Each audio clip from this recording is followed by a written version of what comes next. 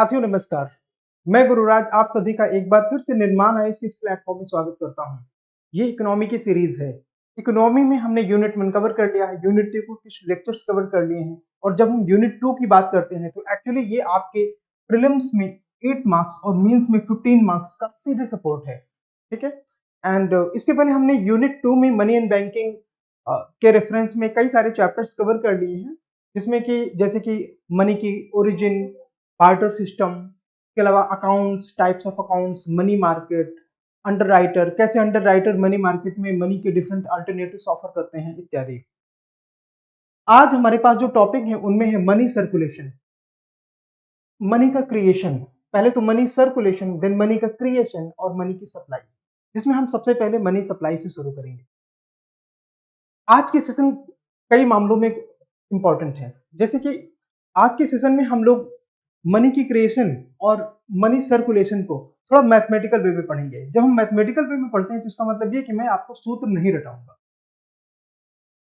Generally ये वाले section economy में ज्यादातर जो आपने जार्गन फैकल्टीज के नाम सुने हैं उनके द्वारा इग्नोर कर दिया जाता है, छोड़ दिया जाता है। बस वो मनी सप्लाई के नाम पे M1 M2 M3 पढ़ा देते हैं, मनी क्रिएशन में बता देते हैं क्या जितनी मनी उसमें ऐड हो रही है वो मनी क्रिएशन हो जाती है। एंड मनी इन सर्कुलेशन में सिंबल वो M0 और इत्यादि चीजों को नोट्स एंड करेंसी तक बात निपटा देते हैं। और एक्चुअल में जब वो अप्लाइड नेचर का क्वेश्चन आपके सामने आता है तो वो क्वेश्चन आपसे गलत हो जाता है।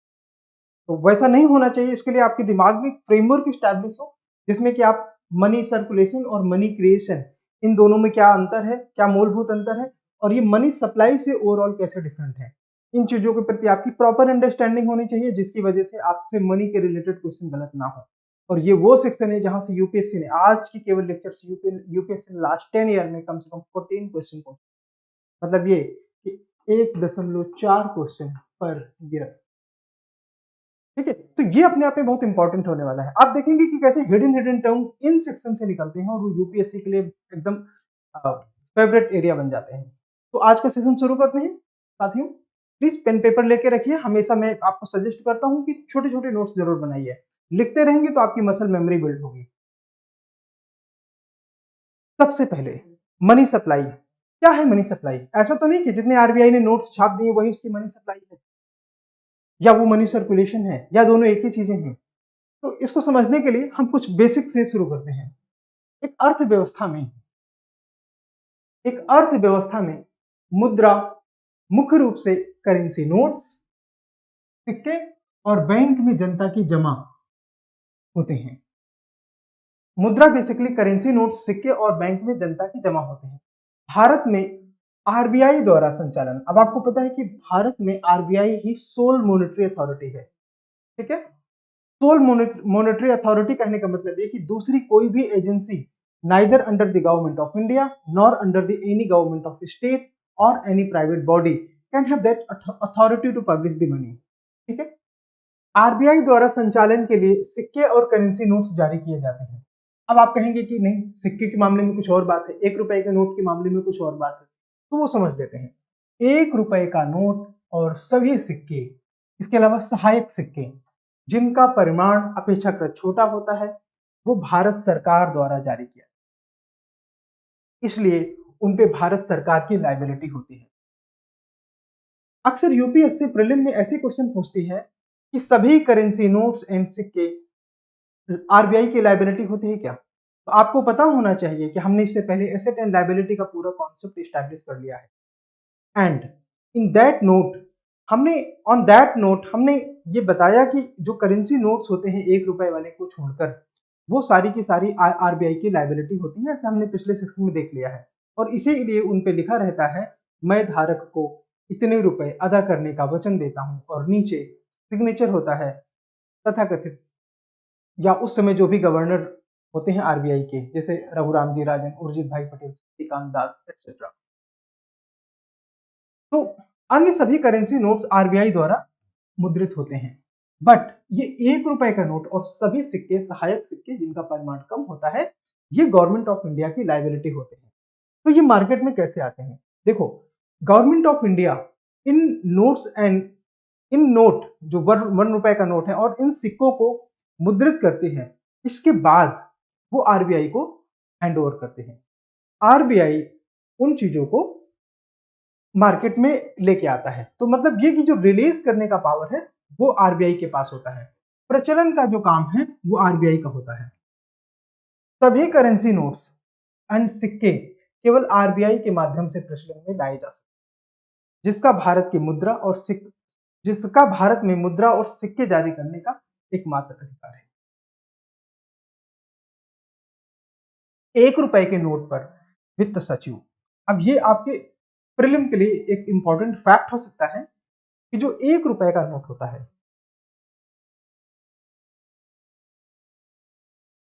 ये जो 1 रुपए का नोट होता है, इसमें किसके सिग्नेचर होते हैं? वित्त सचिव का, फाइनेंस सेक्रेटरी का।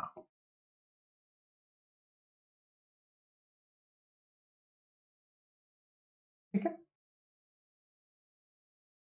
जो इस बात का प्रमाण है यह मुद्रा प्रणाली का आधार इकाई है। संचालन प्रक्रिया यानी कि सर्कुलेशन प्रोसेस के भाग के रूप में आरबीआई भारत सरकार से 1 रुपए का नोट, ये पॉइंट इंपॉर्टेंट है, और ढाले हुए सिक्के खरीदता है।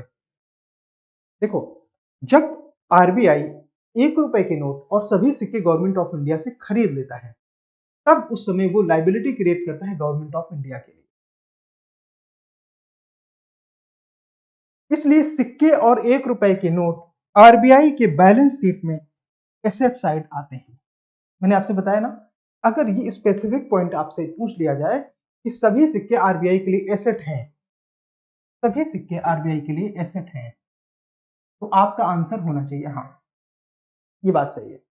अच्छा, एक और चीज है, मैं अक्सर आपसे बात करता हूं तो एक बात जरूर बताता हूं कि जैसे मैथमेटिक्स में कुछ बिल्डिंग ब्लॉक्स होते हैं ना, 2 + 2 4,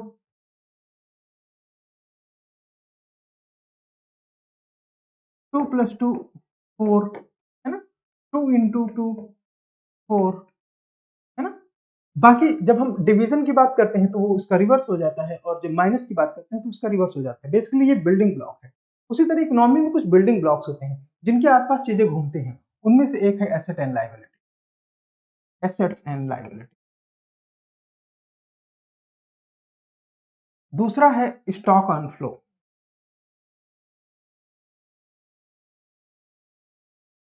कहने का मतलब है कि ये वो टर्म्स हैं जो इकोनॉमी के लगभग हर विंग में कहीं ना कहीं वो अप्लाइड होते हैं। अगर आपने इनको समझने में गलती कर दी तो आपसे दिक्कत क्या होती है कि जब आप कोई भी विषय एक्सप्लेन करते हैं तो आप कई बार स्टॉक को फ्लो, फ्लो को स्टॉक लिखते हैं। ये बात जनरल भाषा में तो चल जाती है, जनरल लैंग्वेज में कोई आपसे ये चीज नोटिस नहीं करता और वो बात इग्नोर कर दी जाती है। बट अगर हम बैंकिंग की लैंग्वेज में देखें तो ये अपने आप में मिस्टेक है। अगर हम उसको उल्टा करते हैं तो अपने आप में मिस्टेक होती है। और यूपीएससी के लिए ये अपने आप में बिल्कुल ग्रीन एरिया होता है। इस एरिया में वो आपको पॉइंट देगी और आप गलती करो, स्टॉक को फ्लो, एसेट को लाइबिलिटी बोल के। और जब आप चेक करेंगे कि ऐसे क्वेश्चन आते कितने हैं तो आप ये पाएंगे कि 10 ईयर में 10 क्वेश्चन तो आपको एसेट एंड लाइबिलिटी में फंसाया जा चुका है। कौन सी आरबीआई के बैलेंस शीट में एसेट है, कौन सी आरबीआई की बैलेंस शीट में लाइबिलिटी है, कौन सी कमर्शियल बैंक के लिए लाइबिलिटीज हैं, कौन सी कमर्शियल बैंक के लिए एसेट्स हैं, इत्यादि। तो ये चीजें जो है यूपीएससी के लिए बहुत ही फेवरेट होता है आपको फंसाने के लिए, और खासतौर से प्रीलिम में। आरबीआई द्वारा जारी किए गए सभी बैंक नोट 1 रुपए के नोट को छोड़कर सोने, सरकारी प्रतिभूतियों और विदेशी मुद्रा संपत्ति जैसी संपत्तियों द्वारा समर्थित होते हैं। जैसा कि आरबीआई जैसा कि आरबीआई अधिनियम 1934 की धारा 33 में परिभाषित किया गया। मैं वाहक को रुपए इतने का भुगतान करने का वादा करता हूं, बैंक नोट धारक के प्रति आरबीआई की ओर लायबिलिटी को दर्शाता है। आरबीआई अधिनियम 1934 की धारा 26 के अनुसार आरबीआई की इस देनदारी की गारंटी भारत सरकार द्वारा दी जाती है। करेंसी नोट और सिक्के का मूल्य इन वस्तुओं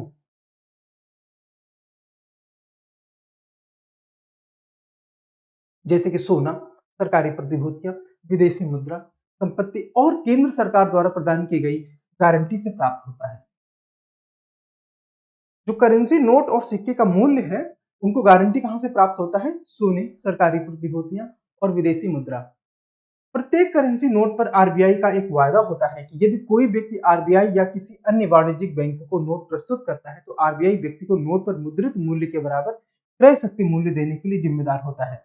ये शो करता है कि ये आरबीआई की लायबिलिटी है, और यही बात सिक्कों के लिए भी सत्य है, क्योंकि सिक्के गवर्नमेंट ऑफ इंडिया की लायबिलिटी। ठीक है।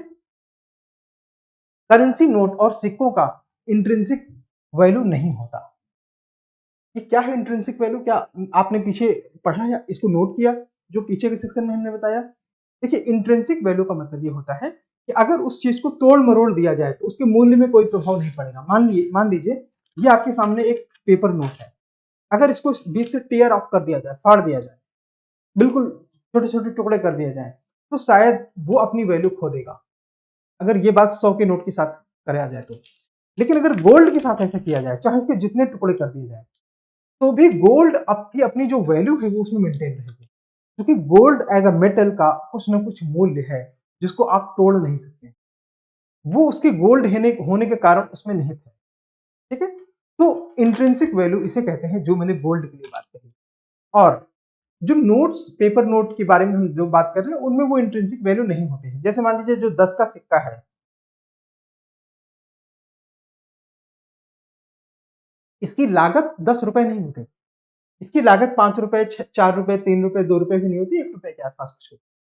लेकिन इसकी जो वैल्यू है वो 10 रुपए है। मतलब ये कि इसमें जो कॉपर और ब्रास का मेटल यूज हुआ है, उसको अगर तोड़ दिया जाए तो इसको जो है कुछ 1 रुपए के आसपास की वैल्यू बचेगी। बट ये बात गोल्ड के लिए सच नहीं है। इसलिए गोल्ड या सिल्वर को ये कहा जाता है कि वो इंट्रिंसिक मूल्य के बराबर होते हैं, जो उसमें छुपा हुआ मूल्य है उसके बराबर होते हैं।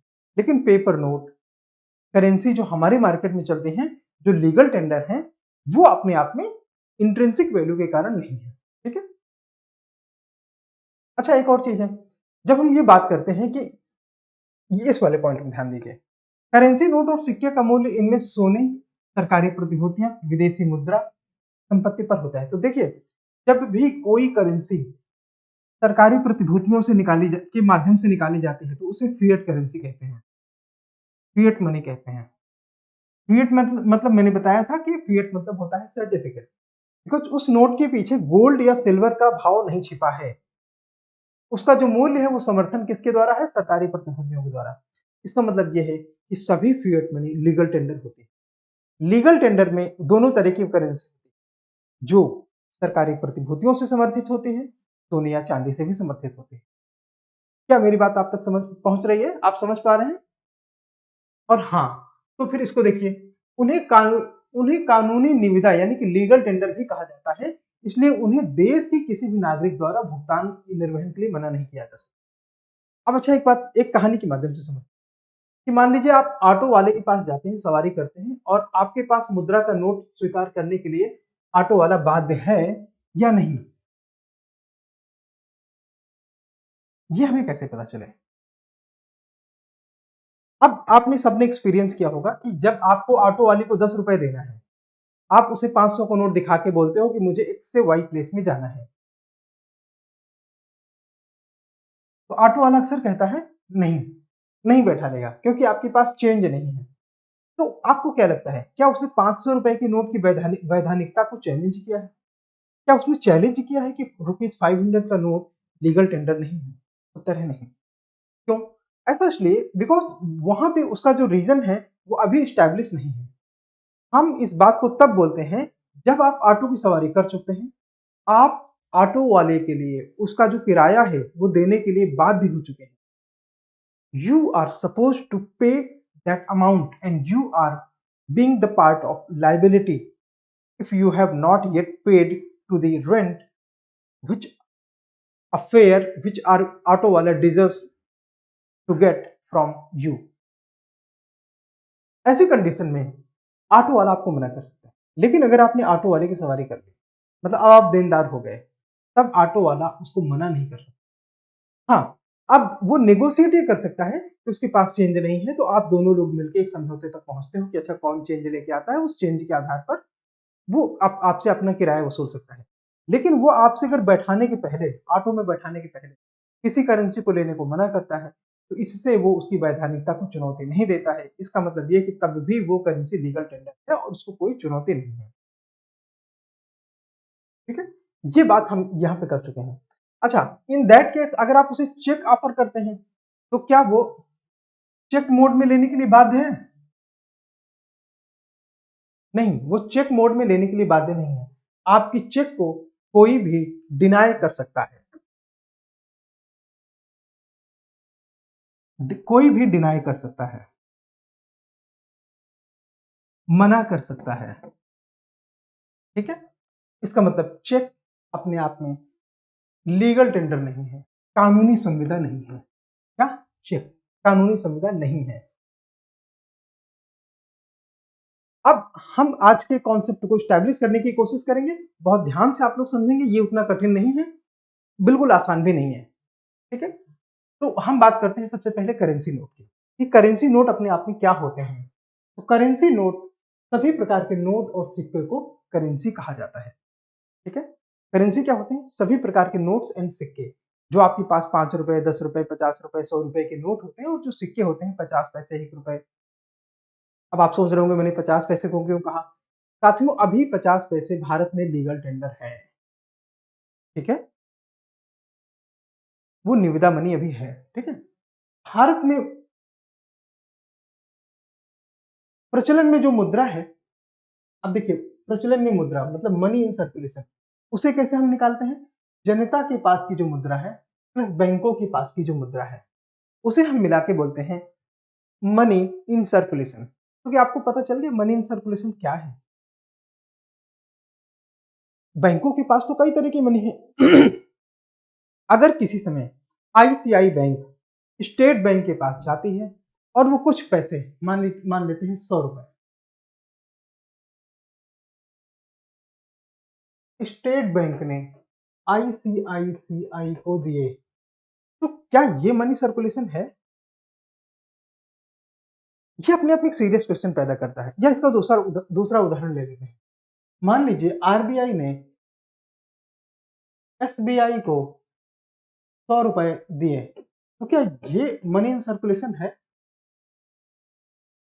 अगर ये बात, जैसे कि ज्यादातर इकोनॉमी के टीचर जो यूपीएससी के हैं उन्होंने आपको इस तरह से पढ़ाया है, अगर ये बात आपको समझ में आ गई है तो क्या इन प्रश्नों के आप उत्तर दे सकते हैं, इस क्वेश्चन का और इस क्वेश्चन का? और अगर आप दे सकते हैं तो you are at a fine place, otherwise you have to be bear with me. इसको हम समझेंगे आज, अच्छे डिटेल से समझेंगे, आपको पता चलेगा इसमें बारीकियां कहां कहां होती है जहां पे यूपीएससी हमेशा प्ले करता है और आपके क्वेश्चन इकोनॉमी में गलत होते चले।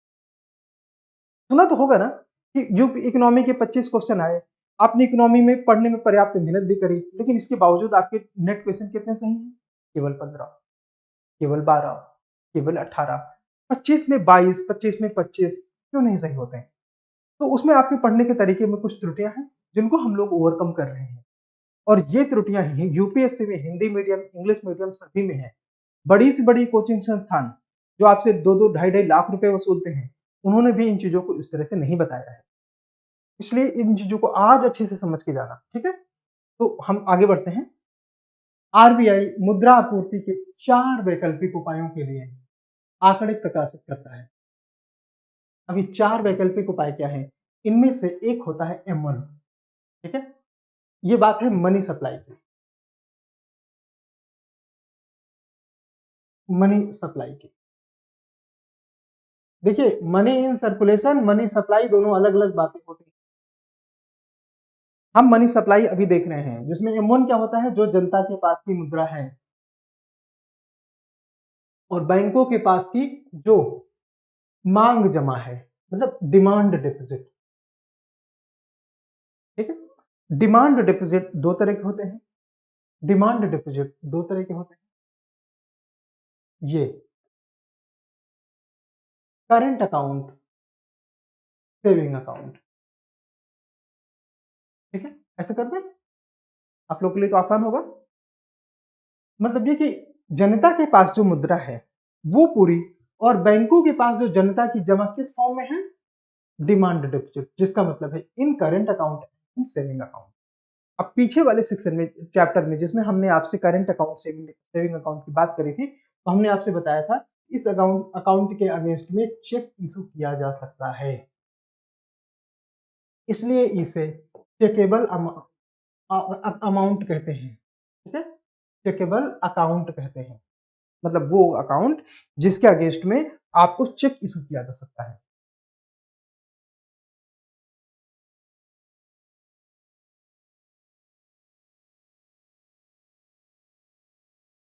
M1 आपने समझ लिया। M2, M2 में देखिए क्या है और क्या है M2 में, ये हम 1 मिनट रुक के समझते हैं। उससे पहले M3 देख लेते हैं। हमने समझा M1, अब देखते हैं M3। M3 में M1 तो पूरा है, मतलब ये कि जनता के पास की मुद्रा। M3 में M1 तो पूरा है, मतलब ये कि जो जनता के पास की मुद्रा है वो, और जो बैंकों में टाइम डिपॉजिट है, मतलब ये कि M3 बराबर क्या हो गया, जो जनता के पास की मुद्रा plus current account plus saving account plus recurrent deposits या टाइम डिपॉजिट की बात करें। ठीक है, सावधि जमा। अगर हम इन चीजों को जोड़ दें तो M3 बराबर क्या हुआ, जनता के पास की मुद्रा और बैंकों में कुल जमा कह सकते हैं क्या, बिकॉज उसमें जो 4 मेन तरह के अकाउंट है वो हमने कवर कर लिए, कुल जमा कह सकते हैं। तो आगे देखते हैं M2 अब क्या है। M2 में हम लेंगे कि M1 में क्या क्या था, जनता के पास की मुद्रा, saving account, current account plus डाकघर के जो सेविंग अकाउंट में पैसा, डाकघर में जो सेविंग अकाउंट में। तो M4 क्या है, M3 पूरा पूरा ले लेंगे, मतलब ये M1 जिसका मतलब है जनता के पास की मुद्रा plus current account plus saving account plus M3 में और क्या ऐड हुआ था, टाइम डिपॉजिट, है ना, सावधि जमा प्लस डाकघर में जो कुल जमा है। तो M4 में M1, M2, M3 तीनों का कंपोनेंट एक एक बार ऐड किया गया है। ठीक है, किसी देश में मनी इन सर्कुलेशन, मतलब प्रचलन में मुद्रा, मुद्रा या नकदी, बैंक नोट और सिक्कों का वह मूल्य है जो कभी देश की मॉनेटरी अथॉरिटी ने जारी किया, तथा इसमें वो करेंसी हटा देते हैं जो कि मॉनेटरी अथॉरिटी ने हटा लिया है। इसको समझ लेते हैं। हमारे देश की मॉनेटरी अथॉरिटी क्या है, आरबीआई। हमारे देश की मॉनेटरी अथॉरिटी है आरबीआई। आरबीआई ने मान लेते हैं मार्केट में कभी 1 लाख नोट इशू करे, ठीक है, 1 लाख नोट इशू करे, जिसमें कि 10 के नोट, 20 के नोट, 50 के नोट, 100 के नोट, 1000 के नोट, सब कुछ है। और 1 लाख के नोट इशू हम कह रहे हैं, मतलब ये कि उन सभी का मूल्य 1 लाख रुपए के बराबर है। एक वर्चुअल उदाहरण है, एक हाइपोथेटिकल उदाहरण है, जिसमें कि आरबीआई ने 1 लाख रुपए के, अब 1 लाख रुपए के अगेंस्ट में मान लेते हैं अगर किसी समय 100 के 10 नोट हटा लिए जाते हैं, मतलब ये कि 1000 रुपए अगर किसी समय 100 रुपए के 10 नोट हटा लिए जाएं, यानी कि 1000 रुपए इसमें करेंसी में कम हो गया, तो उस समय हम ये बोलेंगे कि करेंसी इन सर्कुलेशन कितना है, 99,000। ठीक, इसे हम कहेंगे currency in circulation. I hope ये आपको ये पॉइंट पता चला, और अगर नहीं तो अपने आप में बहुत चिंता की बात अभी भी नहीं है, क्योंकि हम इसे बहुत ज्यादा क्लियर कॉन्सेप्ट के साथ डिटेल में स्टैब्लिश करेंगे। तो मनी सप्लाई क्या है, अगर मनी इन सर्कुलेशन का मतलब यह है कि आरबीआई ने, मॉनेटरी अथॉरिटी ने कितने नोट या सिक्के मार्केट में प्रचलन में लाए, उनमें से जो सिक्के या नोट उसने हटा लिए हैं उनको कम कर देने से अगर आपको मनी इन सर्कुलेशन प्राप्त होता है, तो मनी सप्लाई क्या है। मनी सप्लाई मनी का कुल स्टॉक है, क्योंकि ये मनी के कुल स्टॉक को मनी सप्लाई कहा जाता है, जो किसी विशेष समय में जनता के पास प्रचलन में धन का कुल भंडार है, तो इसे हम मनी सप्लाई। आई होप थोड़ा कंफ्यूजन आना चाहिए अगर आप इसे ध्यान से देख रहे हैं तो, क्योंकि जो हमने मनी सप्लाई कहा, जो मनी इन सर्कुलेशन में कहा, उसमें एक बहुत थिन लाइन का डिफरेंस है, अदरवाइज जो एक जैसा ही प्रतीत होता है। ठीक है, और अगर आपको वो डाउट पता चल गया तो उस डाउट को होल्ड करना है, क्योंकि उसी डाउट को समाधान करने में हम आज की पूरी इकोनॉमी स्टैब्लिश करेंगे। बैंकों द्वारा धारित केवल जनता के पास के जमा, जिसमें व्यवसाय वाले मतलब बिजनेस अकाउंट को मिलाते हैं, को मनी सप्लाई का हिस्सा माना जाता है और इंटर बैंक डिपॉजिट्स को बाहर रखा जाता है। मतलब ये कि आपको एक प्रश्न का तो उत्तर मिला जो हमने पीछे कहा था कि अगर स्टेट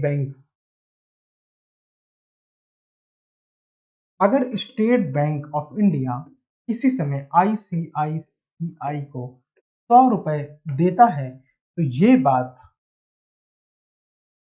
मनी सप्लाई में ऐड नहीं होगी, क्योंकि मनी सप्लाई में जो जनता के पास पैसे हैं या बैंक में जो जनता का जमा धन है वो जोड़ा जाता है।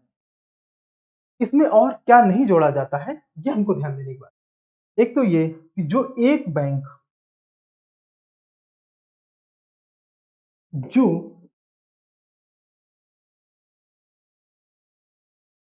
जो एक बैंक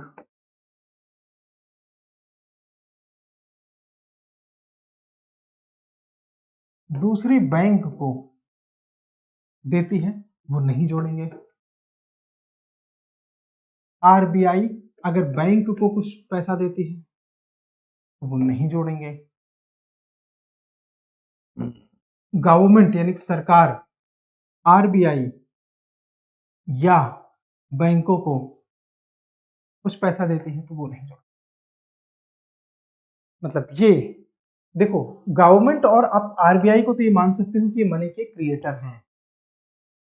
ठीक है, ये क्रिएटर हैं और बैंक को आप कह सकते हो ये सप्लायर हैं, बिकॉज मनी सप्लाई में हेल्प करते हैं। तो मनी सप्लायर और मनी के क्रिएटर के बीच में होने वाले आदान प्रदान को मनी सप्लाई में नहीं जोड़ा जाता है। ये बात आपको सुन भी लेना चाहिए, अच्छे से लिख भी लेना चाहिए कि इसी बात को यूपीएससी ने अब तक 3 बार घुमा घुमा के पूछा है। ठीक है,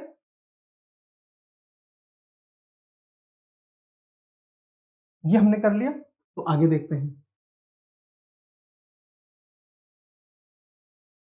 वाणिज्यिक बैंकों के नकद भंडार को मुद्रा आपूर्ति के घटक के रूप में नहीं माना जाता, लेकिन इसमें हम उस पैसे को जरूर जोड़ेंगे जो जनता का जमा धन है। ठीक है, क्योंकि मुद्रा के रचनाकारों, आपूर्तिकारों, आरबीआई, सरकार और बैंकों में नकदी को मुद्रा आपूर्ति का के घटक के रूप में नहीं माना जाता। अब M1 सबसे अधिक तरल है और M2 M4 सबसे कम तरल है, लिक्विड। क्यों M1 को सबसे ज्यादा लिक्विड क्यों कहते हैं, सबसे ज्यादा तरल क्यों कहते हैं? आप में से किसी ने कमेंट में पूछा था कि आप बार बार तरल तरल लिक्विड लिक्विड कहते हैं तो उसका क्या मतलब, इसको समझ लेते हैं। ये है हमारे पास पानी। ठीक है, अगर इसको जमीन में गिरा दिया जाए तो वो इजिली समतल हो जाएगा। उसी तरह मनी के केस में है कि डिमांड एंड सप्लाई, वो ग्रेविटी प्रोवाइड करती है मनी को कि मनी बहुत इजीली किसी की जेब से निकल के किसी और की जेब में पहुंच। अगर किसी के पास 100 रुपए हैं और देश में और किसी के पास कोई रुपए नहीं है, तो दूसरा व्यक्ति 100 रुपए वाले होल्डर व्यक्ति से वो पैसा मेहनत के दम पे खींच सकता है। इसका मतलब यह है कि मनी एक व्यक्ति से दूसरे इस व्यक्ति को ट्रांसफर हो सकती है। और चूंकि पूरे देश में सभी लोग अलग अलग तरीके से अपना कंट्रीब्यूशन करते हैं, तो जो मनी की सप्लाई है वो हर सेकंड इस तरह से चेंज होती है कि आपके जेब में पड़ा हुआ 1 रुपया 1 सेकंड में कितनी बार अपनी वैल्यू चेंज करता है, इस बात की गणना करना लगभग असंभव है। आर्टिफिशियल इंटेलिजेंस के दौर में तो संभव है कि हम उसे भविष्य में कभी ये बता सकें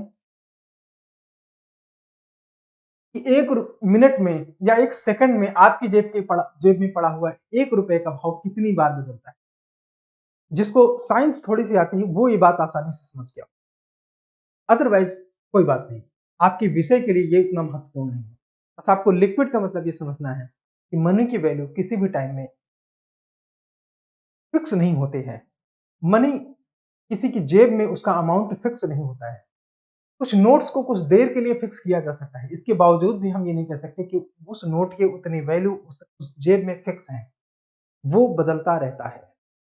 अगर एक मोटे तौर पे समझें तो आप इस तरह से समझ सकते हैं कि आज से 1 साल पहले एक समोसे की कीमत किसी जगह मान लेते हैं 10 रुपए है, तो हो सकता है अब वो 12 रुपए। तो इसका मतलब ये है कि समोसा तो उतना ही बड़ा है, उसका वजन उतना ही है, लेकिन जो मनी है उसका अवमूल्यन हुआ है, उसमें इन्फ्लेशनरी इफेक्ट है, जिसकी वजह से अब वो उतना सामान नहीं खरीद सकता। तो ये मनी के लिक्विड नेचर को शो करता है। तो हम ये बात कहते हैं कि M1 सबसे अधिक तरल है, M4 सबसे कम तरल है, तो उसके पीछे कारण क्या है? अब आप आइए M1 में था क्या-क्या? जनता के पास की करेंसी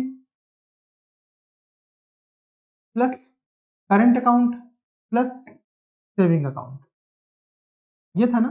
अब आपको ये पता है कि करंट अकाउंट और सेविंग अकाउंट का पैसा आप ऑन डिमांड बैंक जाते हैं, निकालते हैं, यूज करते हैं, है ना?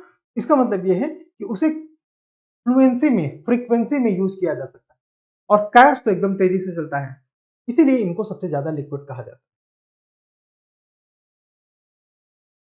एम फोर में लंबी अवधि तक के जमा वाले पैसे जो बैंकों के पास होते हैं, जिनको सावधि जमा कहते हैं, डाकघर में जो जमा होते हैं, वो सब इंक्लूड होते हैं। टाइम डिपॉजिट वाले अकाउंट्स में आप ना तो चेक लगा सकते हैं, ना उनको तुरंत पैसा निकाल सकते हैं। अगर आप जल्दबाजी में पैसा निकालना भी चाहते हैं तो आपको पेनाल्टी पे करना पड़ता है। और डाकघर में जमा पैसे में जो टर्म डिपॉजिट में है, आप उसे आसानी से निकाल भी नहीं सकते। ठीक है? M1 और M2 को नैरो मनी कहा जाता है। ये नैरो मनी का क्या कॉन्सेप्ट है? जैसे मान लेते हैं, ये हम पहले नैरो समझ लेते हैं। देखो, कोई याद करने की कोशिश नहीं करेगा, ठीक है? जिसको नहीं समझ में आया वो कमेंट सेक्शन में बता देगा, हम उन चीजों को दोबारा बता देंगे। नैरो मनी का क्या मतलब होता है कि मतलब आप अगर किसी समय 100 रुपए किसी चैनल में डालते हैं, ठीक है, और ये नीचे तक पहुंचने में 100 रुपए ही है, तो हम इसे नैरो कहते हैं। अगर हम ये मान लें कि 100 नहीं है, 105 है, तो भी हम जनरली इसे नैरो ही कहते हैं। ये 105 कहने का क्या मतलब हुआ? इसका मतलब ये है कि ये अपने फॉर्मेट में थोड़ा बहुत ही चेंज हुआ। मनी सप्लाई में अगर आरबीआई किसी समय 100 रुपए सप्लाई करती है और वो 100 रुपए ही बना रहता है, 102, 103, 104, 105 होता है, तो इन सबको हम नैरो मनी कहते हैं। ऐसा क्यों? जो पैसा आप जनता के पास होता है, आप ये देखेंगे कि थोड़े ड्यूरेशन के लिए आप किसी भी समय चेक करेंगे तो उसका मूल्य लगभग लगभग उसी के आसपास है, या मनी सप्लाई उसमें उतनी ही है, plus current account, saving account, ये जितने हैं, और जो डाकघर में सेविंग अकाउंट है ना, डाकघर में जो सेविंग अकाउंट है, उन सब में जो मनी का मल्टीप्लीकेशन होता है वो बहुत कम होता है। जब मनी का मल्टीप्लीकेशन बहुत कम होगा तो जो उसमें वैल्यू जनरेशन है वो अपने आप में कम होता है, इसीलिए हम उसे नैरो मनी कहते हैं। M4 और M3 की कहानी अलग है, इनको ब्रॉड मनी कहते हैं। मतलब ये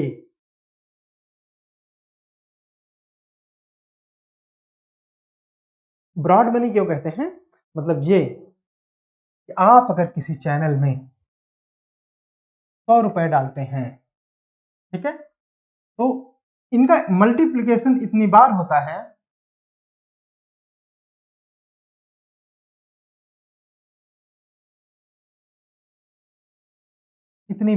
है कि ये जो है अपने मल्टीप्लीकेशन के कारण नीचे शायद इनकी वैल्यू कुछ 1000 या 2000 या कुछ भी इस प्रकार का वो लार्ज अमाउंट होता है। ऐसा इसलिए क्योंकि जो अमाउंट टाइम डिपॉजिट में होता है या डाकघर के माध्यम से जो लंबी अवधि के लिए होता है, उस मनी के अगेंस्ट में बहुत सारे दूसरे अदर इंस्ट्रूमेंट्स इशू किए जाते हैं। तो इस वजह से जो उनका इफेक्ट है वो कई गुना ज्यादा होता है, इसलिए इन्हें ब्रॉड मनी कहते हैं। ठीक है, ये आप शेप देख रहे हैं ना नीचे, इसीलिए हमने ब्रॉड बनाया था इसको। ऊपर ये नैरो है। तो ये नैरो और ब्रॉड आपने समझ लिया। M3 मुद्रा की जो आपूर्ति है वो सबसे अधिक इस्तेमाल किया जाने वाला उपाय है और इसे कुल मौद्रिक संसाधन भी कहा जाता है, एग्रीगेट मॉनेटरी रिसोर्स भी कहा जाता है। क्यों? पहले ये समझ लेते हैं, फिर उस पे आते हैं। 1 से 4 तक की संख्या तरलता के घटते हुए क्रम को बताती है, मतलब 1 सबसे ज्यादा तरल, 4 सबसे कम तरल। ठीक है, अब हमारे पास एक पॉइंट है, इसको हम समझते हैं जो कि इंपॉर्टेंट है, ये वाला। M3 की आपूर्ति मनी सप्लाई का सबसे अधिक इस्तेमाल किया जाने वाला सोल्यूशन है, उपाय है। क्यों? बिकॉज M3 में देखिए है क्या क्या। जनता के पास की करेंसी प्लस करेंट अकाउंट में बैंक में पैसा प्लस सेविंग अकाउंट में बैंक में पैसा प्लस टाइम डिपॉजिट्स में जो पैसा जमा है, आरडी है ना, ये सब है रिकरेंट डिपॉजिट्स। डाकघर तो नहीं है ना, क्योंकि ऐसा माना जाता है कि जो डाकघर में सेविंग किया जाता है या टाइम डिपॉजिट में पैसा रखा जाता है, गवर्नमेंट उन्हें बहुत बड़े प्रोजेक्ट्स में इन्वेस्ट करती है। वो प्रोजेक्ट नॉर्मली 15 साल 20 साल के आसपास के होते हैं। मतलब ये कि आरबीआई की मॉनेटरी पॉलिसी का इफेक्ट उस मनी में लीस्ट या नो के बराबर है। नो तो नहीं होता, बट वो लीस्ट है। कितना लीस्ट, कैलकुलेशन करना मुश्किल। लेकिन आरबीआई की मॉनेटरी पॉलिसी का इम्पैक्ट बैंकों में पैसे करंट, आपकी करेंसी पर, बैंकों में पैसे करंट अकाउंट का, सेविंग अकाउंट का और टाइम डिपॉजिट में बहुत डायरेक्ट इंपैक्ट होता है। इसलिए आरबीआई के लिए जो मॉनेटरी रिसोर्स है जिसको वो मैनेज कर सकता है आसानी से, वो है M3। इसीलिए M3 मॉनेटरी पॉलिसी में सबसे ज्यादा इस्तेमाल किया जाने वाला टर्म है। हमारे पास एक और करेंसी बची है। हमने M2, M1, M2, M3, M4 discuss कर लिया। एक हमारे पास करेंसी बची जिसे हम बोलते हैं M0।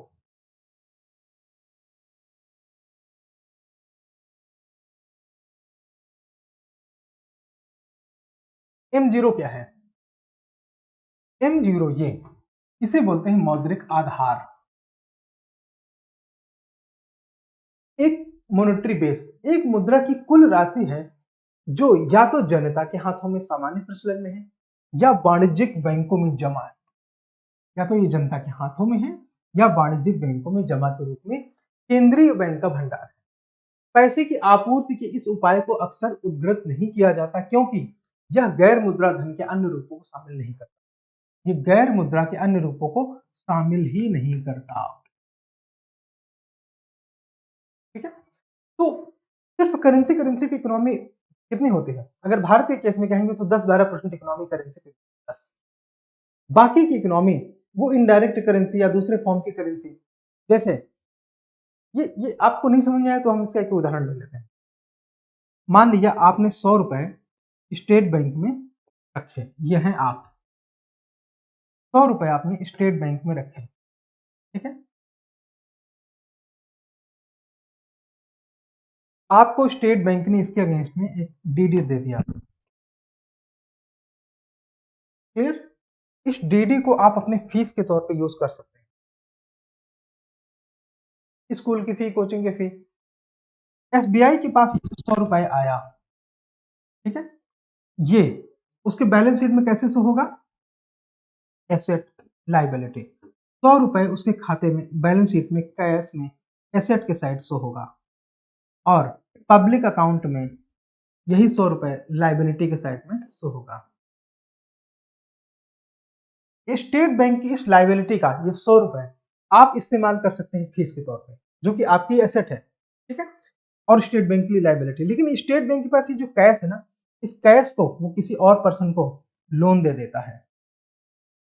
तो आपने देखा, इकोनॉमी में पैसा है, 100 रुपए इस्तेमाल कर रहे हैं दो लोग, जिसको लोन मिला और आप फीस के तौर। ये चीज आपने नोट करा। अगर आपने ये नोट करा तो आप आज का कॉन्सेप्ट बहुत आसानी से समझ लेंगे कि कैसे मनी सिर्फ अपने नोट या करेंसी के बराबर का वजन नहीं रखती, उसमें और कई सारे गिमिक्स छिपे होते हैं जिनको हम आज समझेंगे। मौद्रिक आधार को कभी कभी हाई पावर्ड मनी भी कहते हैं, क्योंकि इसमें मोस्टली करेंसी है और करेंसी के अल्टरनेटिव्स नहीं है। करेंसी अपने आप में हाई पावर्ड है। क्यों हाई पावर्ड है? बिकॉज ये कहीं भी डायरेक्ट इस्तेमाल में आ सकती है। आप किसी को भी देंगे किसी के फॉर्मेट में, जब तक वो इलीगल नहीं है तब तक वो उसको स्वीकार कर लेता है। हाई पावर्ड मनी के रूप में संदर्भित किया जाता है क्योंकि इसे भिन्नात्मक आरक्षित आरक्षित प्रणाली यानी फ्रैक्शनल रिजर्व बैंकिंग सिस्टम के मनी मल्टीप्लायर इफेक्ट के माध्यम से विस्तारित किया जाता है, किया जा सकता है। हाई पावर्ड मनी क्यों कहते हैं? क्योंकि इसे फ्रैक्शनल मनी के माध्यम से विस्तारित किया जा सकता है। तो ये फ्रैक्शनल रिजर्व बैंकिंग क्या है, ये भी हम आज जरूर समझेंगे। ठीक है, शुरू करते हैं।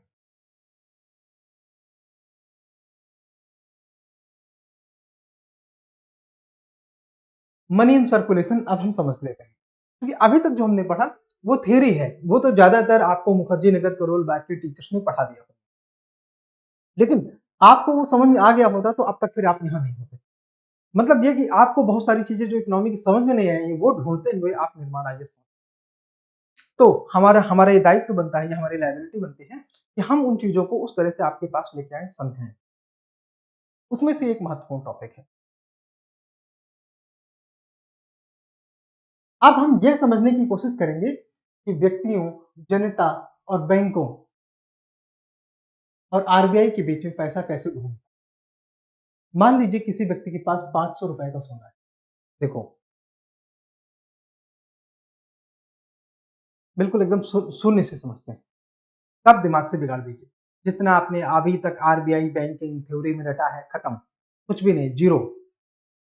ठीक है, और मान लीजिए आप एक आदिम स्टेज में हैं, आपके पास कुछ भी नहीं है, आपको एक कुछ सोना मिला कहीं पे, सोना, गोल्ड, कुछ पैसा वैसा कुछ भी नहीं है, गोल्ड मिला एकदम नए सिरे से, शून्य से शुरू करते हैं। ठीक, यही से सोचना है। तो आपको अगर 500 रुपए का सोना मिला, इस सोने को आप आरबीआई के पास जमा करना चाहते हैं। आरबीआई के पास आपने जमा कर दिया और उस 500 रुपए के बदले के सोने के बदले में आरबीआई ने 500 रुपए का करेंसी नोट आपको दे दिया। वैकल्पिक रूप से इसे यह भी कहा जा सकता है कि आरबीआई ने बाजार में 500 रुपए का सोना खरीदा, बाजार से 5, चूंकि आप मार्केट है, आरबीआई ने आपसे 500 रुपए का सोना खरीदा, आपको नोट इशू करे, तो हम इसे कह सकते हैं कि आरबीआई ने बाजार से 500 रुपए का सोना खरीदा और व्यक्ति को 500 रुपए का नोट जारी किया। ठीक है, इसे बैलेंस शीट में इस तरह से लिखें। ये है वो आप इंडिविजुअल, मान लेते हैं इनका नाम है हनी सिंह, क्योंकि हंसते रहते हैं, हनी सिंह। ठीक है, हनी सिंह के पास यानी कि इंडिविजुअल उस व्यक्ति के पास 500 रुपए का नोट है। ये नोट आरबीआई से आया है, इस समय मनी सप्लाई हो गई 500 रुपए, मनी सप्लाई हो गई 500 रुपए। कमर्शियल बैंक में अभी कुछ नहीं है, एकदम खाली है। आरबीआई के पास क्या स्थिति है? आप आए, आपने आरबीआई को 500 रुपए का सोना दिया। ठीक है, तो उनके एसेट वाले अकाउंट में गोल्ड 500 रुपए का प्राप्त हुआ, लेकिन क्योंकि आरबीआई ने आपको एक नोट भी इशू किया है जिसमें वो लिख के देगा कि मैं धारक को 500 रुपए अदा करने का वचन देता हूं, ये इस बात का प्रमाण होगा कि वो 500 का नोट आरबीआई के लिए लायबिलिटी है। तो लायबिलिटी वाले सेक्शन में लिखा जाएगा करेंसी टू पब्लिक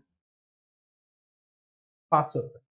इस तरह से 500 रुपए करेंसी में और उसके अगेंस्ट का 500 रुपए का गोल्ड एसेट एंड लायबिलिटी को बराबर दिखा।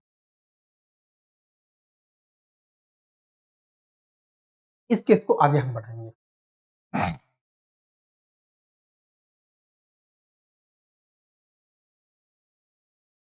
मान लीजिए कि व्यक्ति सोचता है कि उसे नकद लेन देन के लिए केवल 200 रुपए की आवश्यकता है।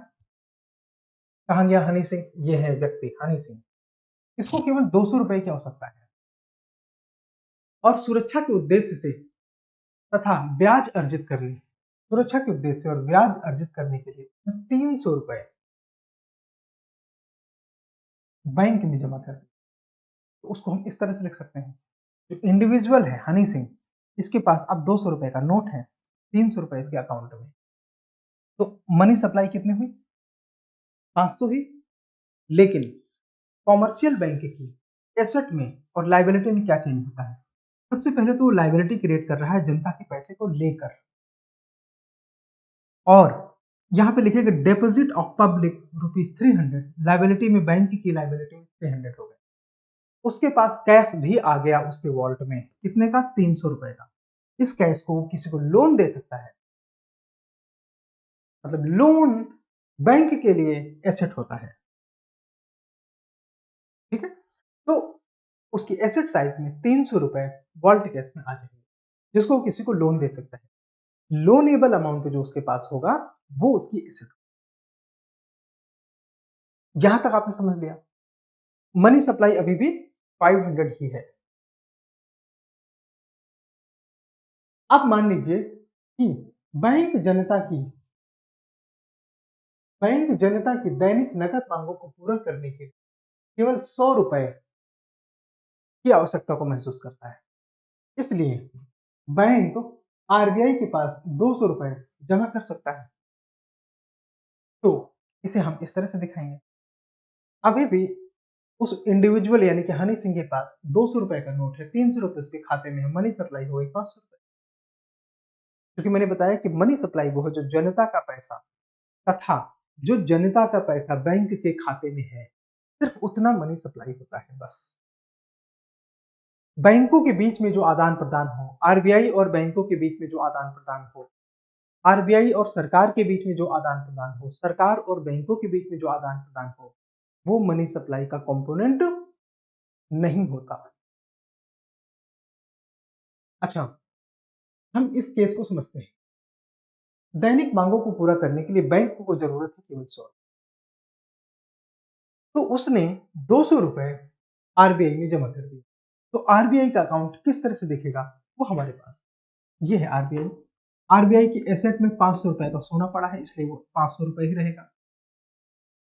लाइबिलिटी में करेंसी हेल्ड विद पब्लिक, ये पब्लिक के पास 200 के नोट है ना, करेंसी, ये नोट, इसी को करेंसी लिखा गया है, ठीक है।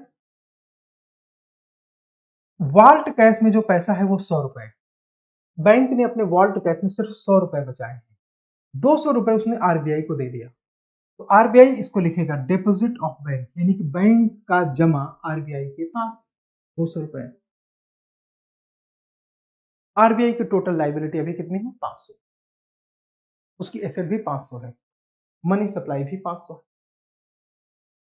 आई थिंक ये आपको समझ में आ गया। तो हम एक स्टेप और आगे बढ़े। मान लीजिए सरकार व्यक्ति से कर के रूप में टैक्स, सरकार व्यक्ति से टैक्स के रूप में 50 रुपए प्राप्त करता है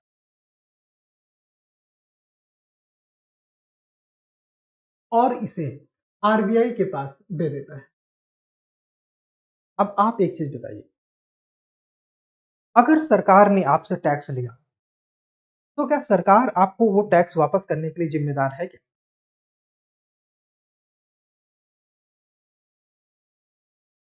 गवर्नमेंट आपसे डायरेक्ट या इनडायरेक्ट टैक्स लेती है, तो क्या वो टैक्स का पैसा वापस करते हैं? क्या सरकार के ऊपर कोई लाइबिलिटी आती है?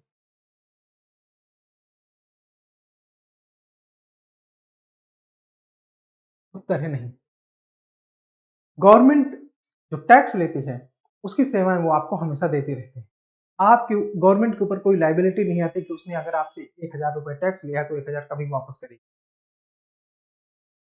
सीधे शब्दों में अगर बात करें तो जो सरकार आपसे टैक्स लेती है वो सरकार पर कोई लाइबिलिटी पैदा नहीं करती। ऐसी कंडीशन पे क्योंकि वो 50 रुपए सरकार के हो गए, तो मैंने बोला था कि जो पैसा सरकार का है, जो पैसा आरबीआई का है, जो पैसा बैंक का है, वो मनी सप्लाई का कंपोनेंट नहीं है, इसलिए ये 50 रुपए मनी सप्लाई से कम कर दिए गए। और जो बैलेंस शीट है कॉमर्शियल बैंक की, ऐसे उनके पास डिपॉजिट है जनता का 300 रुपए, वो उनकी लाइबिलिटी। उनके पास वॉल्ट में 100 रुपए है, वो उनकी एसेट है, तथा जो आरबीआई के पास उन्होंने डिपॉजिट कर दिया वो भी उनकी एसेट है। ठीक है, और आरबीआई की क्या क्या कंडीशन होगी, इनके पास एसेट है गोल्ड के रूप में अभी भी 500 रुपए का। यहां पे बहुत ध्यान देना है, currency with public 150, currency with public 150 बचा। क्यों? क्योंकि जो करेंसी विद पब्लिक यानी कि हनी सिंह टाइप के लोगों के पास जो 200 रुपए थे, उसमें उन्होंने 50 रुपए सरकार को टैक्स पे कर दिए। ठीक है, अब वो 50 रुपए सरकार के हो गए। ऐसी कंडीशन में करेंसी विद पब्लिक बचा 150 रुपए, 150। वॉल्ट कैश में, ये जो बैंक का वॉल्ट कैश होता है, इसमें बचा 100 रुपए। यहां आप देख सकते हैं डिपॉजिट ऑफ बैंक, बैंकों का जो जमा है वो 200 रुपए है। यहां पे आप देख सकते हैं, ठीक है, मैच कर रहा है। और डिपॉजिट ऑफ गवर्नमेंट, लेकिन जो सरकार का जमा आरबीआई के पास है वो अकाउंट क्या कहलाता है, ट्रेजरी, खजाना। इसको कहते हैं खजाना। मतलब ये सरकार की एसेट है, और जो सरकार की एसेट है आरबीआई की वो लाइबिलिटी। तो हमने आरबीआई की लाइबिलिटी वाले साइड में, आरबीआई की लाइबिलिटी इसलिए है क्योंकि टैक्स कलेक्शन का अधिकार सरकार को है, आरबीआई को नहीं।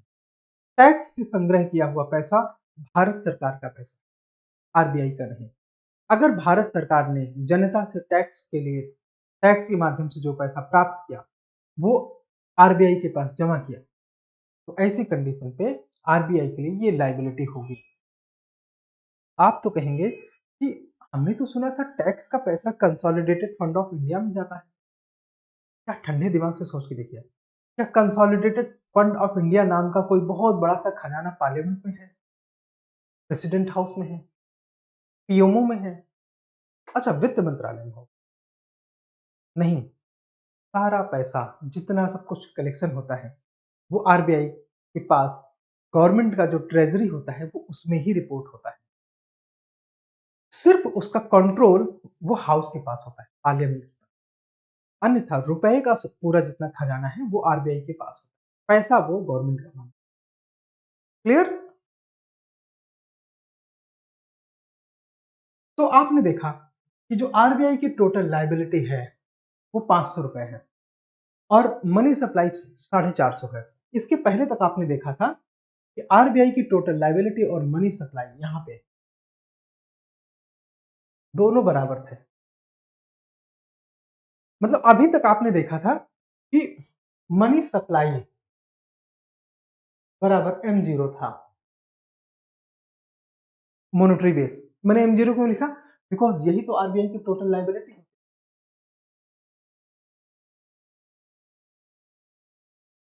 ठीक है, और आरबीआई की टोटल लाइबिलिटी ये 500 रुपए, यहां तक। लेकिन जैसे हम एक स्लाइड आगे बढ़ते हैं, मनी सप्लाई घट के 450 रुपए हो गया, क्योंकि 500 रुपए में, सॉरी, जनता के पास के 200 रुपए में 50 रुपए सरकार ने टैक्स।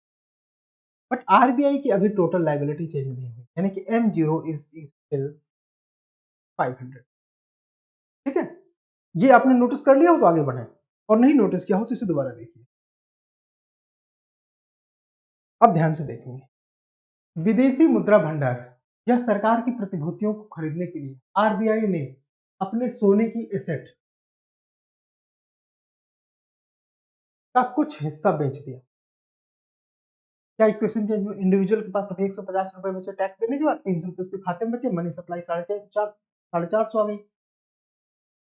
कॉमर्शियल बैंक की एसेट में अभी भी 100 रुपए हैं, और उनके डिपॉजिट जो आरबीआई के पास है वो उस खाते में 200 रुपए है, मतलब इनकी टोटल एसेट 300 रुपए है।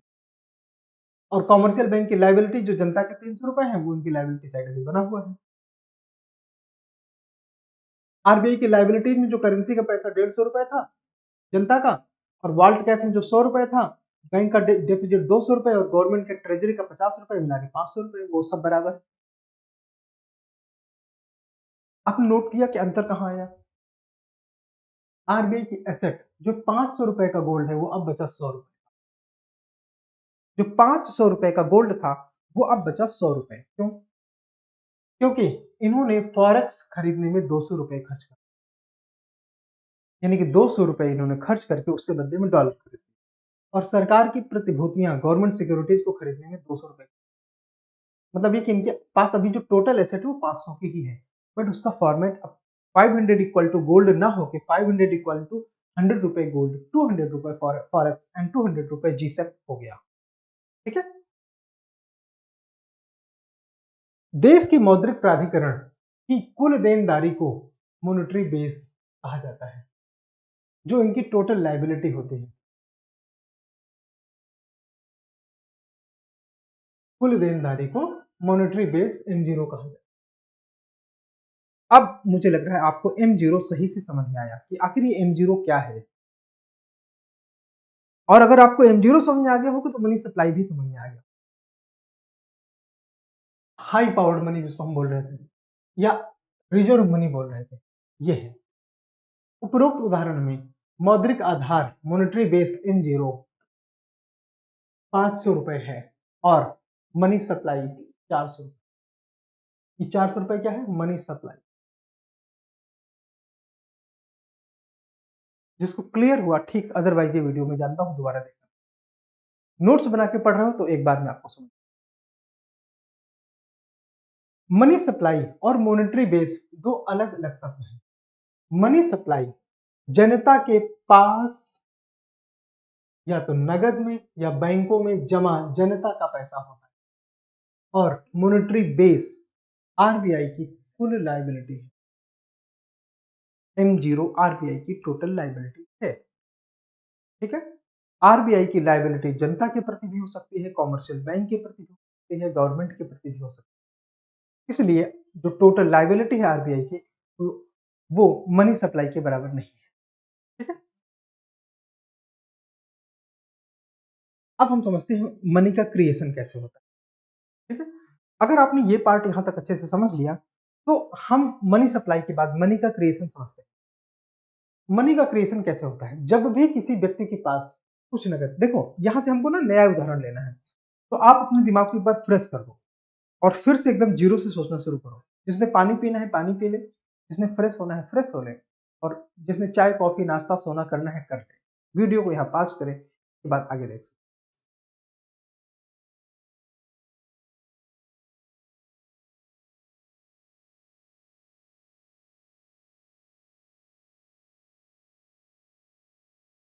जब भी किसी व्यक्ति को कुछ नगद राशि, मान लो 100 रुपए मिलते हैं, तो वह 50 रुपए नगद अपने, ये कल्पना है ठीक है, और 50 रुपए नगद अपने पास 50 रुपए बैंकों में जमा कर देता है।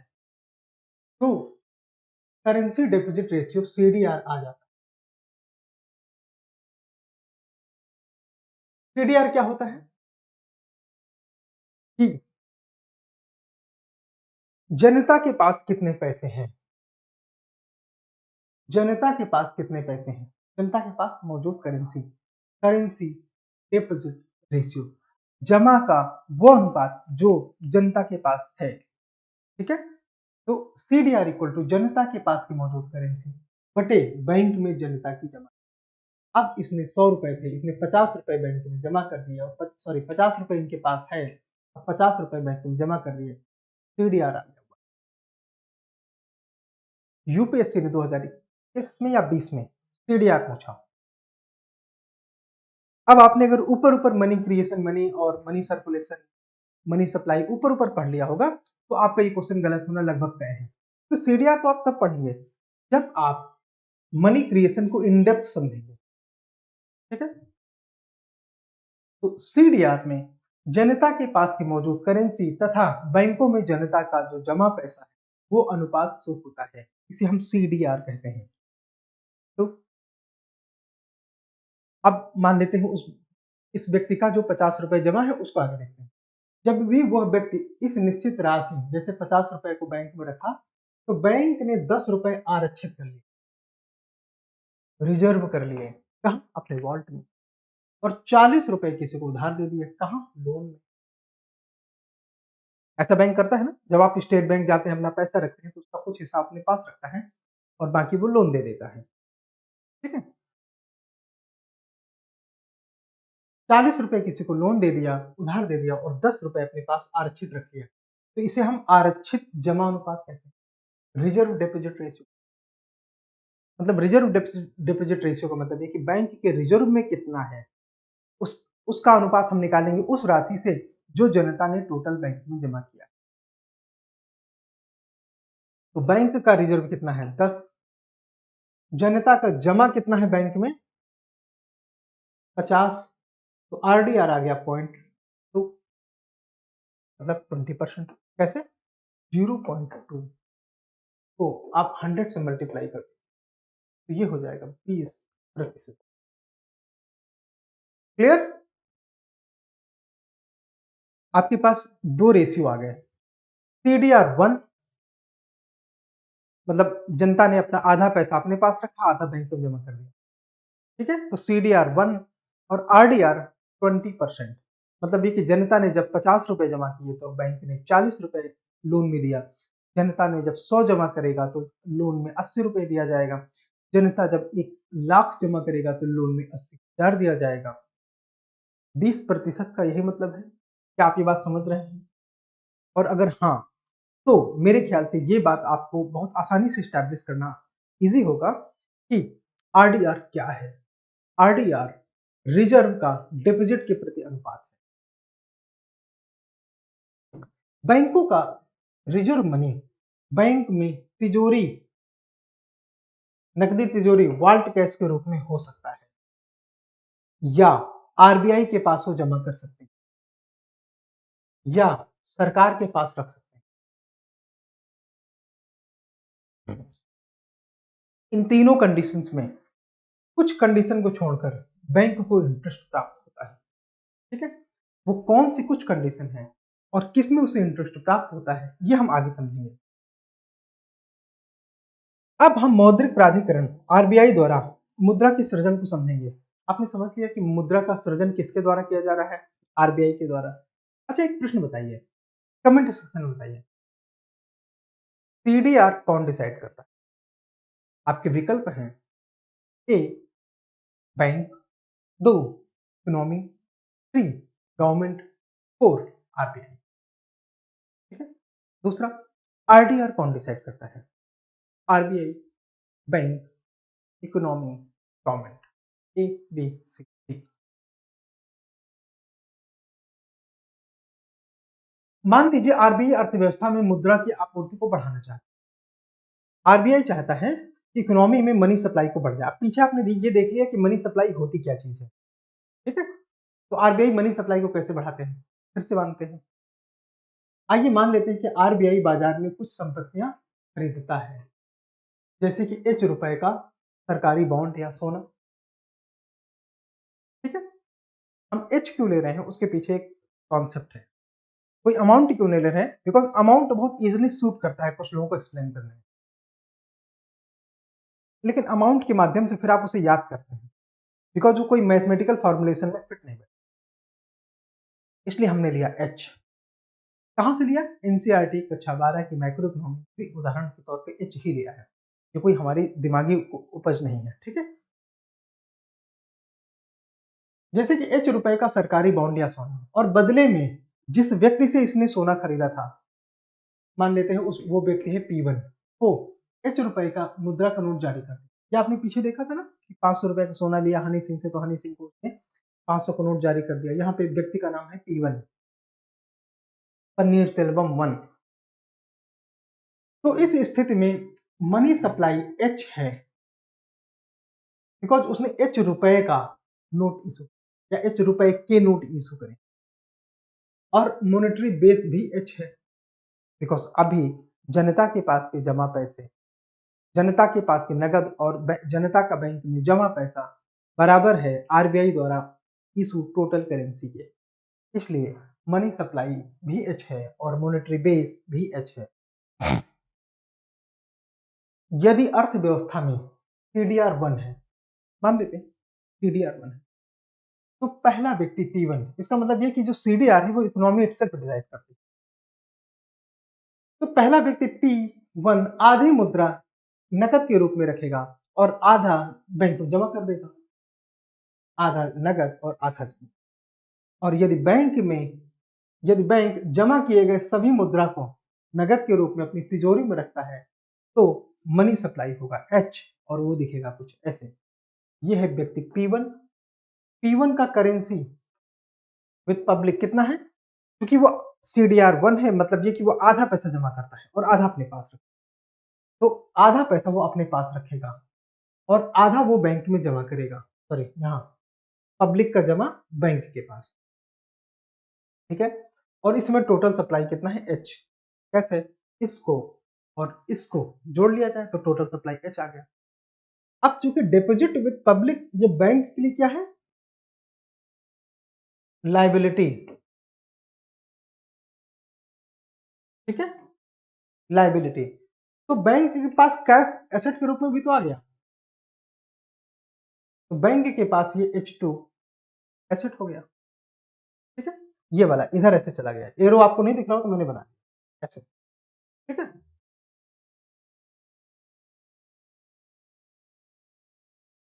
CDR1 था, इसलिए व्यक्ति ने आधा पैसा अपने पास रखा और आधा बैंक में जमा कर दिया।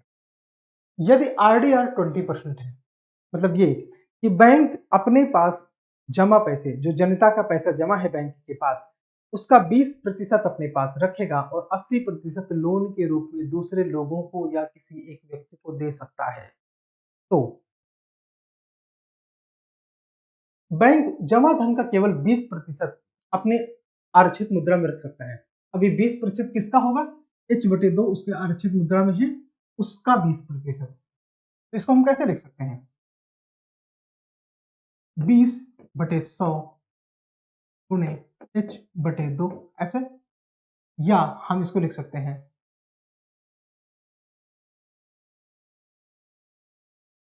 अच्छा, एक मिनट, हम इसको थोड़ा सिंप्लीफाई करेंगे, कुछ भी नहीं करते, वैसा ही लिख देते हैं, ज्यादा आसान रहेगा। 0.2 इंटू H/2 ऐसा लिख देते हैं, ये ज्यादा आसान है, ठीक है। ये सबसे, तो अब P1 के पास पैसा H नगद के रूप में H/2 जमा के रूप में H, देखो ये P1 है, इनके पास अभी भी H/2 पैसे हैं, इनका H/2 बैंक के खाते में जमा है, उस H/2 में को बैंक अपने वॉल्ट में लाता है और उससे इन्हीं की जो H/2 है ये, इससे मनी क्रिएशन शुरू होगा। कैसे? कि बैंक ने H/2 का 20% अपने वॉल्ट में रखा, इसलिए हम इसको इस तरह से लिख रहे हैं। और 80%, अब 80% कैसे हम लिख सकते हैं? 0.8 H/2, ठीक है। 80% उसने किसी को लोन दे दिया तो 0.8 गुण H/2, ठीक है, वो उसने P2 को लोन दे दिया। अब आपने पता है ना कि CDR कितना है? 1, मतलब P2 भी अपने पैसे का आधा पैसा अपने पास रखेगा और आधा पैसा बैंक में जमा कर देगा। बैंक में फिर से नया जमा आ गया, तो जो बैंक में नया जमा फिर से आ गया, बैंक उसका 20% अपने वॉल्ट में रखेगा और बाकी का पैसा फिर से जनता को दे देगा, और ये प्रक्रिया चलती रहेगी। कैसे? ऐसे। अब वह व्यक्ति P2 फिर से बैंक से नगद के रूप में प्राप्त धन, ये P2, ठीक है, प्राप्त धन का केवल आधा ही अपने पास रखेगा क्योंकि CDR इज 1, और बैंक में जमा कर देगा और बैंक अपनी जमा का केवल 20% तिजोरी में आरक्षित के रूप में रखेगा और शेष वो किसी तीसरे व्यक्ति P3 को उधार के रूप में दे देगा। तीसरा व्यक्ति P3 फिर से बैंक से प्राप्त धन का आधा ही अपने पास रखता है और ये साइकिल चलती रहती है। कब तक? अनंत तक, अनंत तक, देख लिया, अनंत तक। तो जरा देखते हैं कि ये अकाउंट कैसे दिखता है। यहाँ है पर्सन वन ने H का आधा पैसा अपने पास करेंसी के तौर पे रखा था और H का आधा से बैंक में जमा कर दिया था, जिसका 20% बैंक ने वॉल्ट में रखा और 80% उसने दे दिया P2 को। P2 ने 80% का, जब हम 80% की बात करते हैं तो सिर्फ इतना होता है, ठीक है, इतना इतना बस। लेकिन P2 ने उसमें भी आधा यहां जमा कर दिया, ये जो दो ग्रीन है, ठीक है, यहां जमा कर दिया। जो P2 के पास पैसा आया था उसका, और आधा अपने पास कैश में रखा। अब P2 का जब पैसा जमा है उसके अकाउंट में, उसका भी बैंक केवल 20%, क्योंकि आरडीआर 20% है, 20% अपने पास रखती है और 80% किसी और व्यक्ति को दे देती है। तो इस अमाउंट को जब हम 80% शो करेंगे तो कैसे शो करेंगे? सिर्फ 0.8 से गुणा कर देते हैं, हो गया 80%। ठीक है, तो हम इसे 0.8/2 और 0.8/2 ऊपर से लेते हुए लिख सकते हैं, और ये प्रक्रिया एंडलेसली अनंत तक कंटिन्यू रहती है। ठीक, तो जो नया इक्वेशन आएगा, इसको इकोनॉमी की ज्यादातर बुक ने, यूपीएससी के डोमेन में कहूंगा तो सारी बुक ने, किसी ने अच्छे से एक्सप्लेन नहीं किया। इसलिए ये निर्माण आईएएस में हमारी लाइबिलिटी हो गई कि हम आपको ये बात अच्छे से एक्सप्लेन करें, ये आखिर कैसे एक फॉर्मुलेशन तक पहुंचता है, एक कॉन्सेप्ट को के तौर पे एस्टेब्लिश करता है। तो फिर से हम पीछे वाले फिगर में आते हैं और जरा ध्यान से देखते हैं कि यहां जो व्यक्ति है वो मनी सप्लाई देखते हैं कहां पे किस तरह होती है। P1 के केस में मनी सप्लाई कितना है? जो P1 के पास पैसा, जो P1 का जमा पैसा है, H/2 और H/2 को जोड़ दीजिए, H है money supply.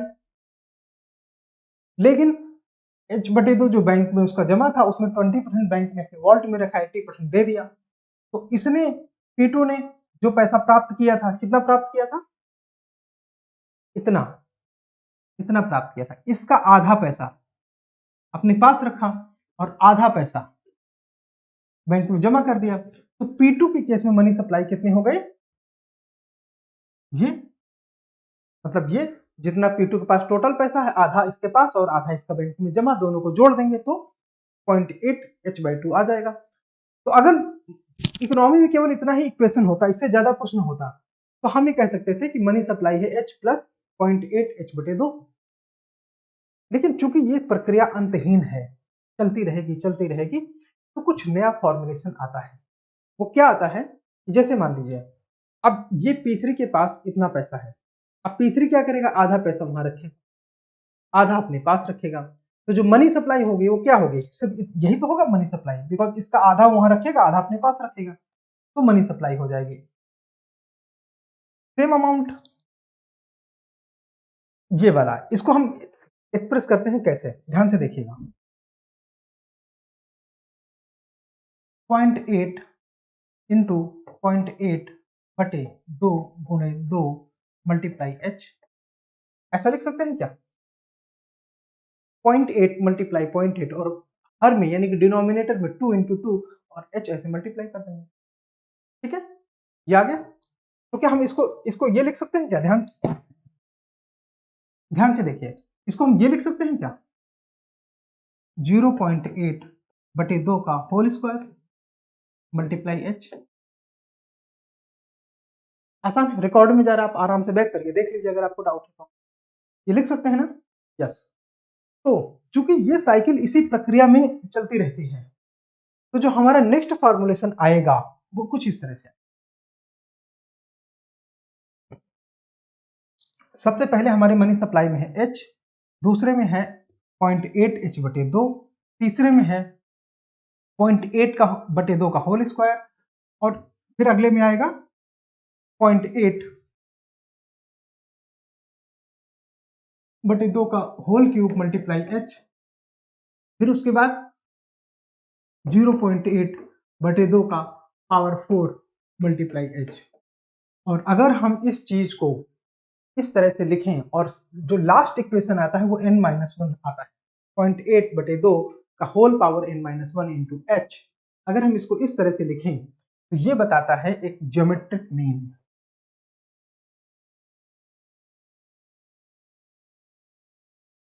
Sorry, geometric series. ये क्या है? ज्योमेट्रिक सीरीज, जिसका फॉर्मूला है a प्लस AR⁴ AR2 की पावर 1 AR3 की पावर 1 AR n-1। इस केस में A रिप्रेजेंट करता है H को, A रिप्रेजेंट करता है H को, ठीक है, और R रिप्रेजेंट करता है 0.8/2 को। ठीक है। तो अगर हम उसको इस तरह से अप्लाई कर देंगे तो ये वाली सीरीज हमारी फिर से बन जाती है। अब इसे हम सॉल्व कर सकते हैं इस फार्मूले फार्मूले के आधार पर। ठीक है।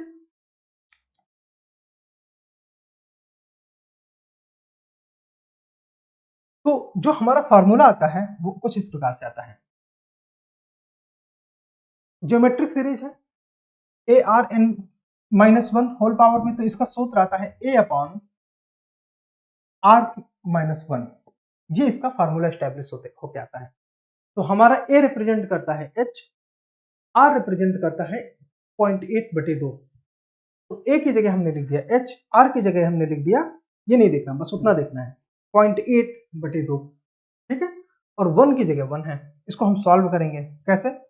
एच अपनी जगह एच है और 0.8/2 को हम जब डिवाइड कर देंगे तो 0.4 आ जाएगा। ठीक है। ऐसे 2 4 जा 8, तो 0.4 आ जाएगा। नया इक्वेशन है ये, h की जगह h है और ये 1 जो है ये 10 डेसिमल्स के इक्वल है। जिसको पता है ठीक, नहीं तो वो समझ ले कि 1 = 10 डेसिमल्स। ठीक है। और अगर वो 10 डेसिमल्स में है तो हम 4 डेसिमल्स कम कर देते हैं तो 6 डेसिमल्स बचते हैं। ठीक है। तो इसको हम सॉल्व करते करते यहां तक पहुंच गए। और इसको अगर हम मैथमेटिकल फ्रैक्शन को तोड़ेंगे कैसे? ये डेसिमल हटा दें, ऊपर 10 का मल्टीप्लीकेशन आ जाएगा, 2 5 जा 10, 2 3 जा 6, तो 5/3 h फ्रैक्शन आ गया। गूगल में ढूंढते रह जाओगे, नहीं मिलेगा। गूगल में लाखों बच्चों ने सर्च किया है कि 5/3 का मनी मल्टीप्लायर कैसे आ गया। अच्छा, आपने सुन लिया, मनी मल्टीप्लायर यही है, मनी मल्टीप्लायर। मतलब ये कि अगर आरबीआई ने किसी समय मॉनेटरी बेस एच इशू किया था तो वो उस इस कंडीशन में, जबकि आरडीआर 20% है और सीडीआर 1 है, तो मनी मल्टीप्लाई होकर कितना हो गया? 5/3 एच। अब आप कहोगे ये तो समझ में नहीं आया, एच और 5/3 एच।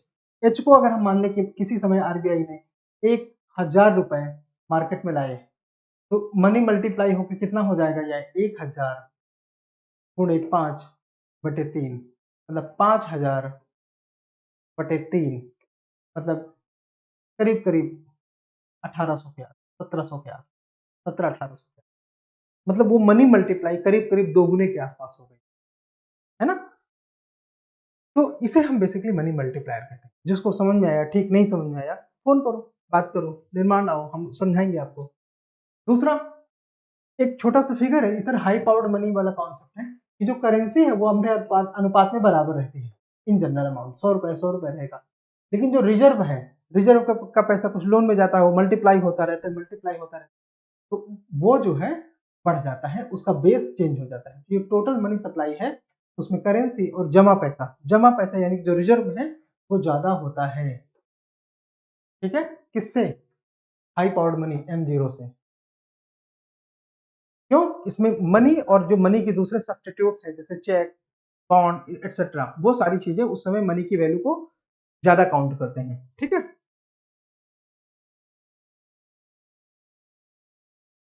अगर ये बात आपको समझ में आ गई कि कैसे हमने जो है मनी मल्टीप्लायर, ये वाला कैसे हमने ये मनी मल्टीप्लाई 5/3 h निकाला है, ठीक है, तो आपके लिए आसान हो गया।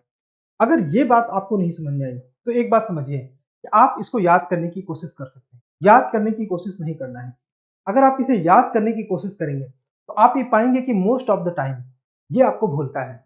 और भूलने की प्रवृत्ति से बचने के लिए जरूरी ये होता है कि आप याद करने वाले चक्कर से बाहर निकलें और चीजों को स्टैब्लिश करें अपने दिमाग में कि क्या है मनी मल्टीप्लायर, क्या है मनी सप्लाई, क्या है मनी इन सर्कुलेशन।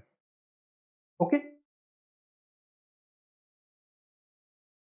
एनसीईआरटी ने इसको इस तरह से पढ़ाया है।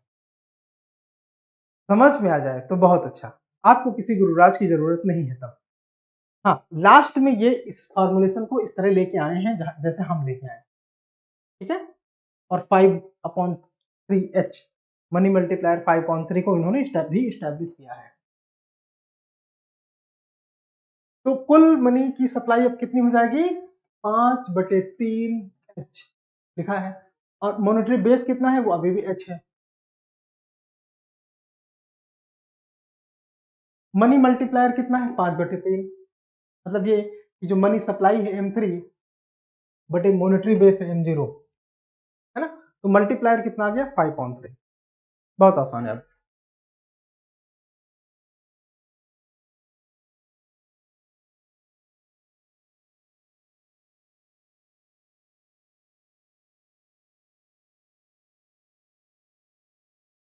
इसलिए शुरुआत में एच मॉनेटरी बेस मौद्रिक आधार और एच मनी सप्लाई होने के बावजूद भी फ्रैक्शनल रिजर्व प्रणाली, फ्रैक्शनल रिजर्व बैंकिंग के माध्यम से मनी सप्लाई को 5/3 गुना तक बढ़ाने में मदद मिली, बढ़ाने में इकोनॉमी सक्षम रहा। फ्रैक्शनल रिजर्व बैंकिंग आरबीआई ने अभी 2019 या 20 में पूछा है, पेपर चेक करिए आपको मिलेंगे। ठीक है, क्या होता है फ्रैक्शनल रिजर्व बैंकिंग।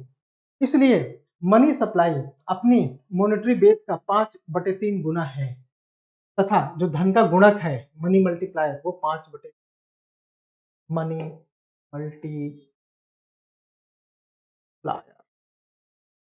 ठीक है, कितना है, 5/3। अगर आरबीआई मुद्रा आपूर्ति को बढ़ाना चाहती है तो वो आरडीआर को कम करेगा, क्योंकि आरडीआर कम कर देगा तो बैंक बाध्य होगा कि अपने अकाउंट में, अपने वॉल्ट में वो कम से कम पैसा। मैंने शुरुआत में आपसे एक क्वेश्चन पूछा था कि आरडीआर कौन डिसाइड करता है, जिसको उत्तर मिल गया ठीक, अन्यथा पूछो कमेंट सेक्शन में। और अगर वो मुद्रा की सप्लाई को कम करना चाहता है तो वो आरडीआर को बढ़ा देगा, आरडीआर बढ़ा देगा तो बैंक बाध्य होंगी अपने अकाउंट में ज्यादा पैसा रखने के लिए। जैसे कि हम जानते हैं कि रिजर्व बैंक में दो तरह की चीजें, उनकी तिजोरी में नकदी कैश, नॉट रिजर्व में, बैंक रिजर्व, ये वॉल्ट की बात हो रही है। बैंक के रिजर्व में दो तरह की चीजें होती हैं, उनकी तिजोरी में कैश और आरबीआई के पास जो बैंकों का पैसा होता है। तिजोरी का कैश ही उनका जो है, हम ये मान के चलते हैं उसी में वो सारे लोन एक्टिविटी वगैरह करते हैं, ठीक है। इसलिए आरडीआर को दो भागों में देखा जा सकता है, एक तो सीआरआर जो लगभग 4% है, ये कैश के फॉर्म में आरबीआई के पास रखा जाता है, और एसएलआर जिसमें कैश, गोल्ड और गवर्नमेंट सिक्योरिटीज ये चीजें होती हैं, ये लगभग 18% के आसपास रहता है। ये बैंकों के पास, अपने पास रखा रहता है, बैंकों के पास ही होता है, और ये लिक्विडिटी मेंटेन करने में हेल्प करता है, ठीक है। तो इस तरह हम कह सकते हैं कि जो आरडीआर है, जो रिजर्व डिपॉजिट बैंक को रखना पड़ता है 4% और 18% मतलब 22%, हमने उदाहरण में लगभग 20% कर दिया, ठीक है। ओह, थैंक यू सो मच। आज का क्लास थोड़ा सा न्यूमेरिकल, थोड़ा मैथमेटिकल, लेकिन हमारी कोशिश थी कि हम आपको ढेर सारे सूत्रों को रटने से बचा दें। सूत्र रटने में प्रॉब्लम ये होती है कि जब भी हम एग्जाम्पल चेंज करते हैं आपका क्वेश्चन तो गलत हो जाता है, रेफरेंस पॉइंट चेंज करते ही आपका क्वेश्चन गलत हो जाता है। इसलिए ज्यादातर चीजों को रटिए नहीं, चीजों को समझिए और जानिए, और उसके आधार पर आप अपने दिमाग को इकोनॉमी वाला माइंडसेट डेवलप करिए। अब ये सारी चीजें देखने के बाद आप न्यूज़पेपर देखते होंगे तो आपको लगता होगा इकोनॉमी पहले की तुलना में बहुत आसान हो गई है, ठीक है। तो हाँ, आगे की क्लास में हम क्या पढ़ने वाले हैं, आगे की क्लास में हम लिक्विडिटी एडजस्टमेंट फैसिलिटी पढ़ेंगे, लिक्विडिटी एडजस्टमेंट फैसिलिटी मतलब LAF। इसके अंतर्गत क्या आते हैं, रेपो, रिवर्स रेपो, तथा और क्या पढ़ेंगे, MSF, बैंक रेट, तमाम तरह की चीजें, ओपन मार्केट ऑपरेशन इत्यादि सारी चीजें। फिर आरबीआई के फंक्शन, आरबीआई के क्या कार्य हैं उनको, और हमारी फिर से कोशिश रहेगी कि हम आपको फार्मूले ना रटाएं, चीजों को आप रियल में स्टैब्लिश करके देखें कि हाँ कब आरबीआई मनी सप्लाई को किस तरह से प्रभावित करता है। और आगे की क्लास देखने के लिए जरूरी ये है कि यहाँ तक की चीजें आप नोट्स बना के पढ़ लें, समझ लें, एंड जो चीजें आपने समझ ली हैं, जो चीजें आपने नोट्स बना ली हैं, देखो चाहे जितना महान टीचर हो, चाहे जितना अच्छा टीचर हो, आप दूसरों की किताबें पढ़ेंगे तो एग्जाम टाइम में रिवाइज नहीं कर पाएंगे, आपसे पहले लाखों लोग ये करके देख चुके हैं, हार चुके हैं। जिन लोगों ने अपने नोट्स बनाए थे वही प्री और मेंस के टाइम में चीज़ों को रिवाइज़ कर पाए थे, उन्हीं के नंबर ज़्यादा आते हैं, वही इसको एग्ज़ाम में टॉप करते हैं। एंड आप अगर अगली क्लास को देखना चाहते हैं तो उसके लिए अपनी हेल्थ को सही रखेंगे, अपने स्वास्थ्य को ठीक रखेंगे, अपनी मानसिक स्थिति को अच्छा रखेंगे। तो take care, have a great health and great time. Thank you so much, have a nice day.